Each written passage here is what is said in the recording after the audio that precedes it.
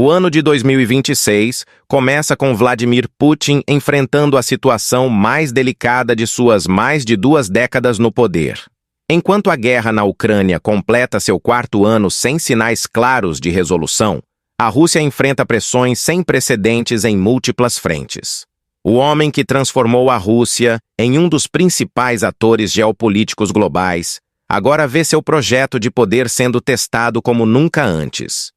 Para entender o momento atual da Rússia sob Putin, precisamos olhar além das manchetes sobre mísseis e sanções. Estamos testemunhando um fenômeno complexo, onde economia, política interna, relações internacionais e estratégia militar se entrelaçam de maneiras que podem definir não apenas o futuro da Rússia, mas do próprio sistema internacional.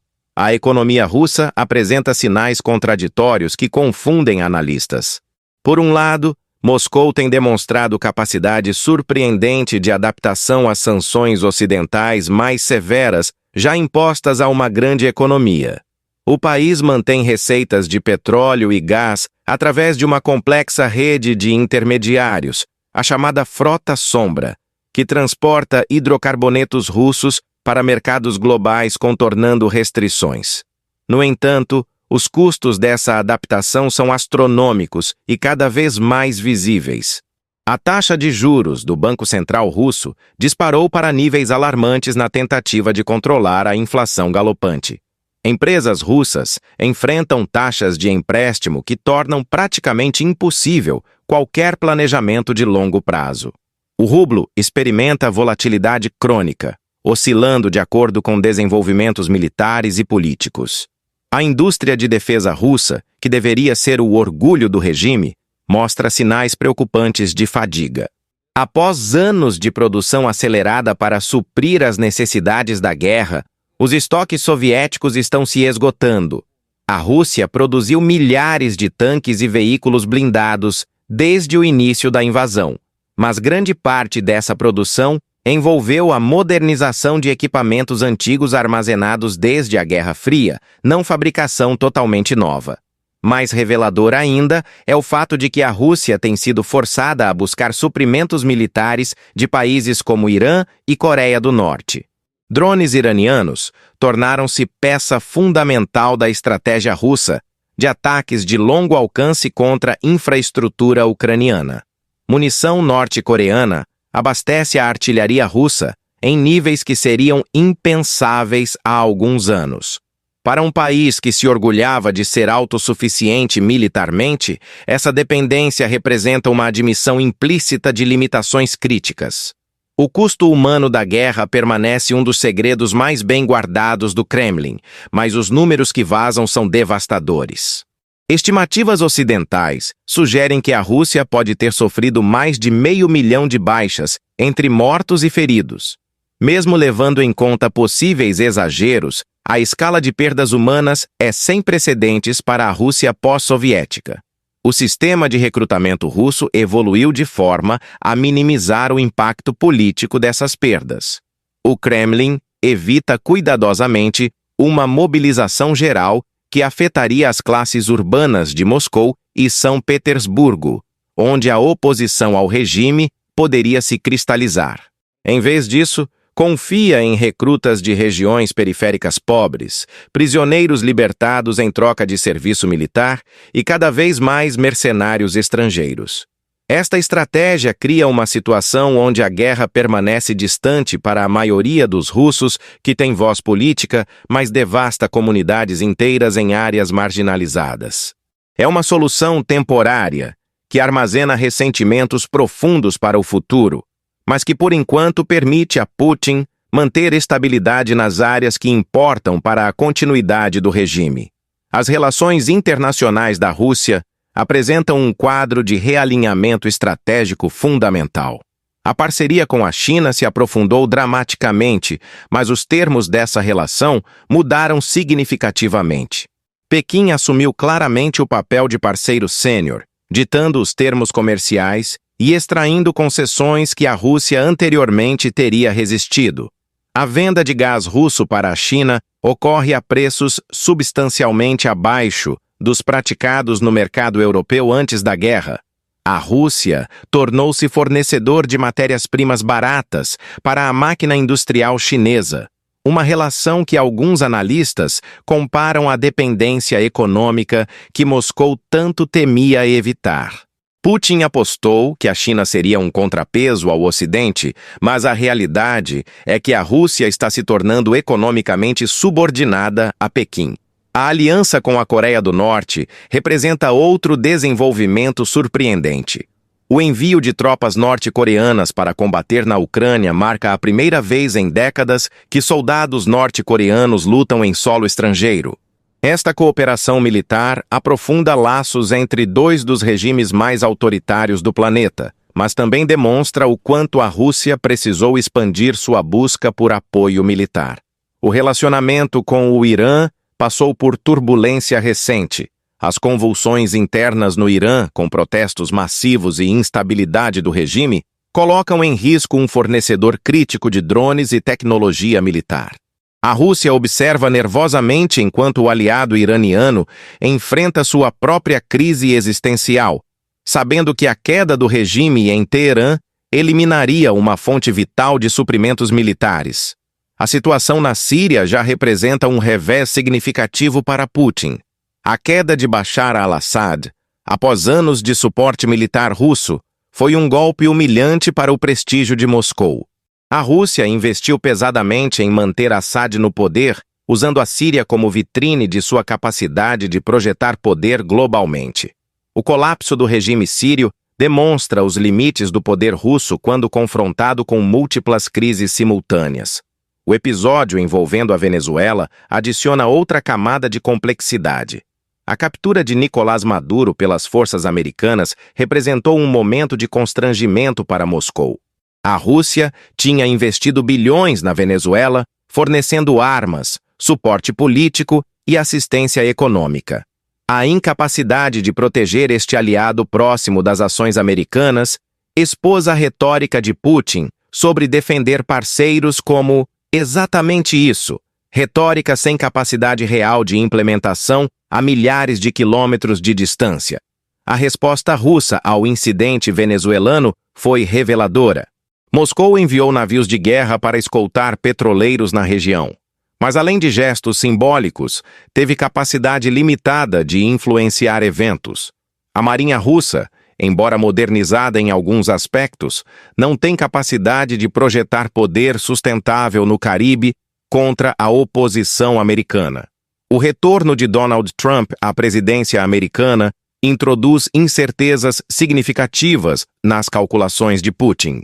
Durante o primeiro mandato de Trump, houve momentos de aproximação e sinais de que Washington poderia adotar uma postura menos confrontacional com Moscou. No entanto, as ações americanas recentes, incluindo a apreensão de petroleiros russos e operações na Venezuela, sugerem que mesmo com Trump, a política americana mantém elementos de contenção à Rússia. Putin apostou que divisões no Ocidente, particularmente entre Estados Unidos e Europa, criariam oportunidades para a Rússia explorar. Em certa medida, essa aposta se materializou. Países europeus mostram crescente fadiga com o suporte à Ucrânia. Debates sobre negociações com Moscou ganham força em capitais europeias, e a unidade ocidental que parecia sólida em 2022 apresenta rachaduras visíveis. França e Itália, através de seus líderes Macron e Meloni, têm sinalizado abertura para diálogo com Putin. Macron sugeriu publicamente que seria útil retomar conversas com o presidente russo, marcando uma mudança significativa de tom em relação aos primeiros anos da guerra. Meloni, ecoando sentimentos similares, reflete um pragmatismo crescente em partes da Europa sobre a necessidade de eventualmente negociar com Moscou. A Alemanha, sob nova liderança, navega entre o compromisso histórico com a Ucrânia e pressões econômicas domésticas relacionadas aos altos custos energéticos. O desligamento completo do gás russo forçou a Alemanha a pagar preços significativamente mais altos por energia, afetando a competitividade de sua indústria. Há vozes crescentes na Alemanha questionando se a política atual é sustentável no longo prazo. No entanto, seria erro interpretar essas mudanças como vitória clara para Putin. A Europa pode estar cansada, mas também investiu demais no suporte à Ucrânia para simplesmente abandonar Kiev. Qualquer acordo de paz precisará preservar elementos fundamentais da ordem europeia de segurança, algo que Putin tem resistido consistentemente. A situação militar no terreno permanece fundamental para os cálculos de todos os lados. A Rússia continua avançando em áreas do Donbas, tomando cidades e vilarejos através de táticas de assalto brutais que custam milhares de vidas. No entanto, a velocidade desses avanços diminuiu dramaticamente comparada aos primeiros meses da invasão. A Ucrânia, por sua vez, demonstrou capacidade impressionante de resiliência e adaptação. Ataques de longo alcance contra a infraestrutura russa, incluindo refinarias de petróleo e depósitos de munição, impactam a capacidade russa de sustentar operações. Drones ucranianos alcançaram alvos centenas de quilômetros dentro do território russo, incluindo, alegadamente, residências associadas a Putin, demonstrando vulnerabilidades na defesa aérea russa. A introdução do míssil Oreshnik pela Rússia representa uma tentativa de restaurar escalada dominante. Este míssil balístico de médio alcance, capaz de transportar ogivas nucleares ou convencionais, foi usado em ataques contra a Ucrânia como demonstração de capacidade. Putin apresentou o Oreshnik como uma arma que sistemas de defesa ocidentais não podem interceptar, elevando as apostas do conflito. No entanto, o uso repetido de sistemas de armas sofisticados contra alvos civis ucranianos, embora cause destruição significativa, não alterou fundamentalmente o equilíbrio militar no terreno. A Ucrânia continua resistindo e, com suporte ocidental contínuo, mantém capacidade de contestar controle russo de território ocupado. A questão nuclear paira sobre todo o conflito como sombra ameaçadora. Putin e seus assessores têm repetidamente feito referências veladas ou explícitas ao arsenal nuclear russo. Dmitry Medvedev, ex-presidente e atual vice-chefe do Conselho de Segurança russo, tornou-se particularmente conhecido por ameaças nucleares bombásticas contra o Ocidente. Estas ameaças têm efeito político real, alimentando debates no Ocidente sobre até onde ir no suporte à Ucrânia. Cada vez que uma nova categoria de armas é considerada para transferência a Kiev, vozes surgem alertando sobre riscos de escalada nuclear. Putin explorou este medo com habilidade, usando ambiguidade estratégica sobre linhas vermelhas nucleares para constranger opções ocidentais.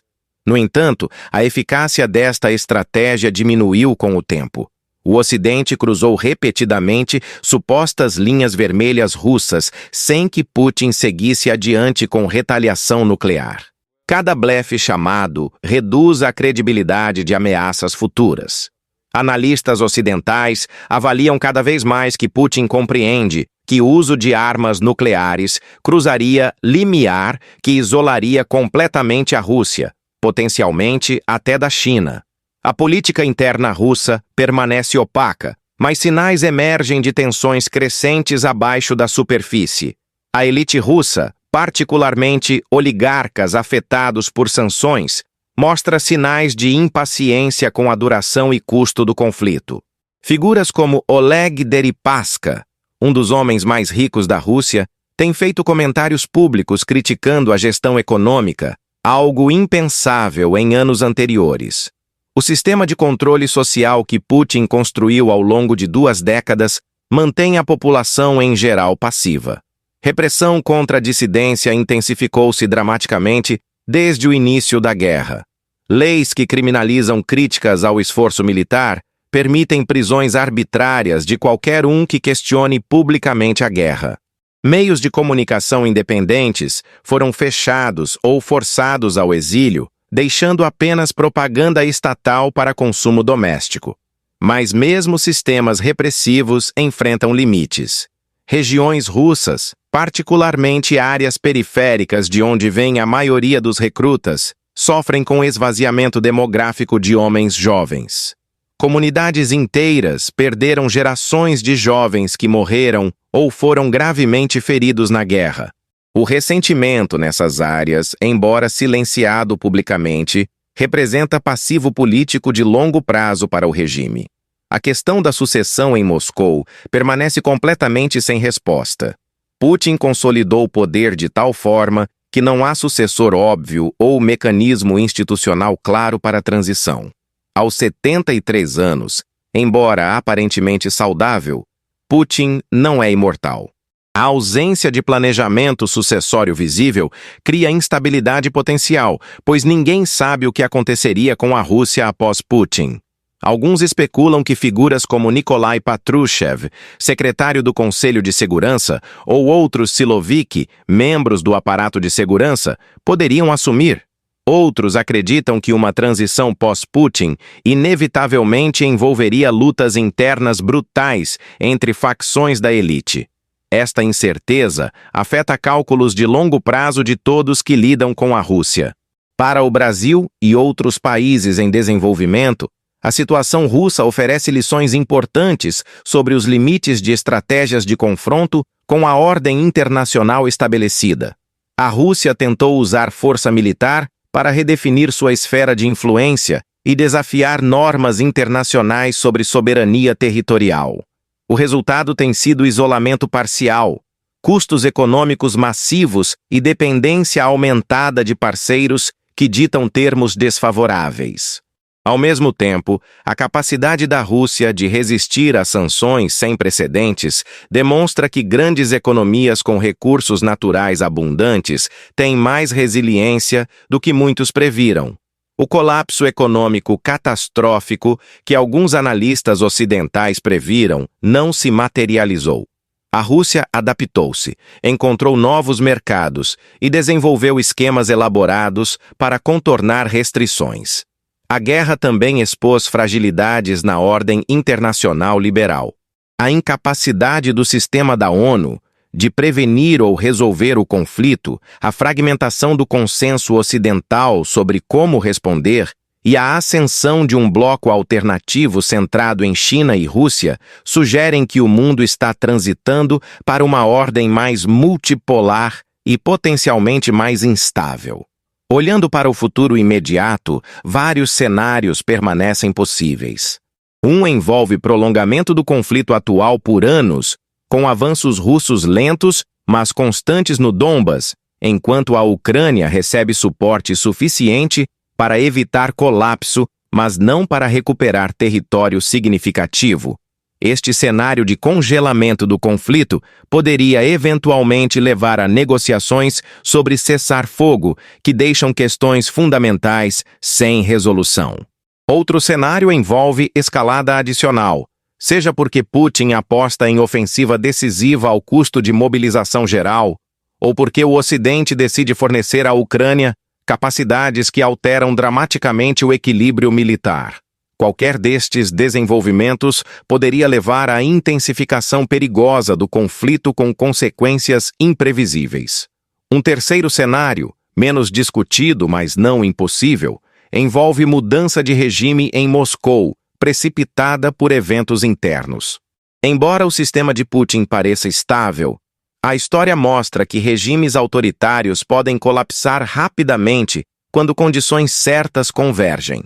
Reversão militar significativa, crise econômica aguda ou até mesmo evento pessoal envolvendo Putin poderiam desencadear instabilidade. Para os ucranianos, o custo humano e material desta guerra já é incalculável. Cidades inteiras foram reduzidas a escombros, milhões foram deslocados e dezenas de milhares morreram. A Ucrânia enfrenta reconstrução que levará décadas e custará centenas de bilhões de dólares. A geração jovem ucraniana terá suas vidas permanentemente marcadas por este conflito. Para a Rússia, as consequências também serão profundas e duradouras. Mesmo que Putin consiga alguma forma de vitória militar, o país emergirá economicamente enfraquecido, diplomaticamente isolado do Ocidente e demograficamente devastado. A fuga de cérebros de russos educados que deixaram o país em protesto contra a guerra privou a Rússia de talento crítico para desenvolvimento futuro. As relações Rússia-Ocidente foram fundamentalmente alteradas de maneiras que persistirão por gerações. A confiança foi destruída, e mesmo após eventual resolução do conflito na Ucrânia, reconstruir qualquer tipo de parceria construtiva levará décadas. Uma geração inteira de russos e ocidentais crescerá vendo o outro lado como adversário. A Europa foi forçada a confrontar dependências energéticas perigosas e fragilidades em sua arquitetura de segurança. O despertar estratégico europeu, embora lento e incompleto, representa mudança significativa. A Alemanha, em particular, abandonou décadas de pacifismo de política externa e comprometeu-se com um investimento militar substancial. A OTAN, que alguns previram estar em declínio terminal, foi revitalizada pelo desafio russo. Finlândia e Suécia, países que mantiveram neutralidade por décadas, juntaram-se à aliança especificamente em resposta às ações de Putin. A expansão da OTAN, que Putin citou como justificativa para a invasão, acelerou dramaticamente como resultado direto dessa invasão, representando um dos maiores fracassos estratégicos de Putin. O papel de armas nucleares em conflitos modernos está sendo reavaliado. A capacidade de Putin de usar ameaças nucleares para constranger respostas ocidentais, mesmo que parcialmente, incentiva outros países a buscar ou manter arsenais nucleares próprios. Coreia do Norte certamente observa e conclui que suas armas nucleares são essenciais para a sobrevivência do regime. A guerra também acelerou tendências tecnológicas em combate, particularmente o uso de drones em todas as escalas. Tanto Rússia quanto Ucrânia empregam milhares de drones, desde pequenos quadricópteros comerciais até grandes drones de ataque de longo alcance. A guerra na Ucrânia tornou-se laboratório para táticas que serão estudadas por militares globalmente. Para Putin, pessoalmente, o conflito define seu legado. O homem que chegou ao poder prometendo restaurar a grandeza russa após a humilhação dos anos 90 pode ser lembrado como aquele que levou a Rússia a outra derrota histórica e isolamento internacional. Alternativamente, se conseguir consolidar ganhos territoriais e sobreviver politicamente, pode apresentar a guerra como vitória contra o Ocidente coletivo. A verdade provavelmente está em algum lugar entre estes extremos. Putin demonstrou que a Rússia ainda é força a ser considerada, capaz de desafiar a ordem ocidental e resistir a pressões econômicas massivas. No entanto, também expôs limites críticos do poder russo e precipitou desenvolvimentos estratégicos contrários aos interesses russos de longo prazo. O que está claro é que o mundo de 2026 é fundamentalmente diferente daquele de antes da invasão. A era pós-Guerra Fria de relativa paz na Europa e esperanças de convergência gradual entre Rússia e Ocidente terminou definitivamente. Entramos em período de competição geopolítica renovada, onde normas internacionais são contestadas abertamente e força militar novamente é instrumento primeiro de política externa. A questão não é apenas o que acontecerá na Ucrânia, mas que tipo de ordem internacional emergirá deste conflito. Se a Rússia conseguir manter ganhos territoriais obtidos pela força, isso estabelece precedente perigoso que encorajará outros países a buscar objetivos através de agressão. Se a Ucrânia, com suporte ocidental, recuperar território e a Rússia enfrentar consequências severas, isso poderia reforçar normas contra a conquista territorial. Vladimir Putin apostou o futuro da Rússia nesta guerra. O veredicto final sobre essa aposta ainda está sendo escrito, mas já está claro que os custos são muito mais altos e os benefícios muito mais limitados do que Putin imaginou quando ordenou a invasão. A Rússia de 2026 enfrenta desafios existenciais em múltiplas dimensões, e as escolhas feitas em Moscou nos próximos meses determinarão não apenas o desfecho do conflito ucraniano, mas o próprio futuro da Rússia como grande potência.